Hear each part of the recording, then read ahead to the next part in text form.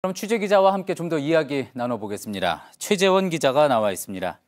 자, 최 기자, 먼저 이용호 외무상의 이번 연설 내용 예상했던 것보다는 약간 좀 강한 톤이고 말에 뼈도 있었다 이런 이야기가 나오는 것 같습니다. 어떻게 이번 연설 좀 해석을 해볼 수가 있을까요? 일단 이 외무상이 가장 많이 사용한 단어에 힌트가 있습니다. 이 신뢰라는 말 가장 많이 썼습니다. 예. 신뢰가 부족하다, 신뢰 조성에 품을 들여야 한다. 15분 연설하면서 18번이나 언급을 했습니다. 단순하게 요약을 하면은 미국 너희 아직 못 믿겠다. 뭔가 보여줘야 믿을 게 아니냐 이런 얘기입니다. 종전선언 해주고 제재 풀어줘야 자신들도 믿고 비핵화 조치할 수 있다는 건데 기존 입장을 재확인한 겁니다. 이런 말도 했습니다. 비핵화도 신뢰 조성의 기본을 두고 평화체제 구축과 동시 행동의 원칙에서 할 수 있는 것부터 하나씩 단계적으로 실현해 나가야 한다. 미국이 원하는 비핵화, 북한이 원하는 종전선언 평화협정 낮은 단계부터 병행해 나가자는 말입니다.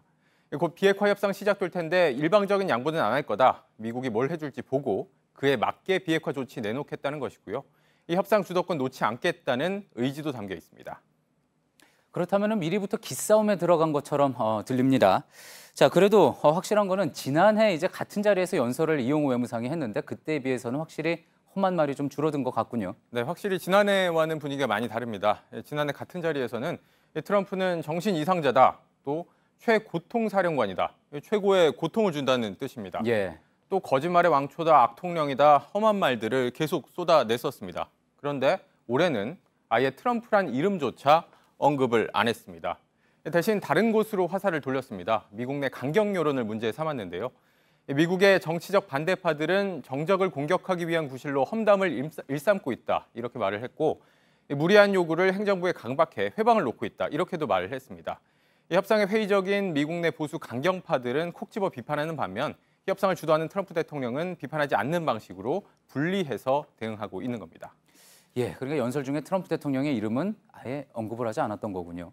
자, 그렇다면 이제 궁금한 거는 미국의 반응입니다. 폼페이오 국무장관이 이제 다음 달 방북을 하게 될 텐데 어떻습니까? 북한의 바람대로 종전선언에 화답을 하게 될까요?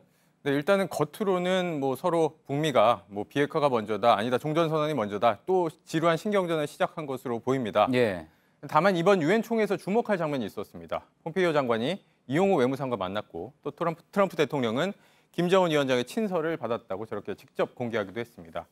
결국에 겉으로 보이는 신경전 외에도 물밑에 뭔가 오가고 있다는 것이고 이 오가는 것이 뭔지가 중요합니다. CBS 등 미국 언론들은 폼페이오 장관이 종전선언을 협상 테이블 위에 올려놓을 것이다, 이렇게 관측을 하고 있습니다. 10월 폼페이오 장관의 방북 때 판가름이 날 겁니다. 예, 트럼프 대통령이 사랑에 빠졌다라고까지 이야기를 했으니까 어쨌든 기대를 해볼 수 있는 그런 상황인 것 같습니다. 여기까지 듣겠습니다. 최재원 기자였습니다.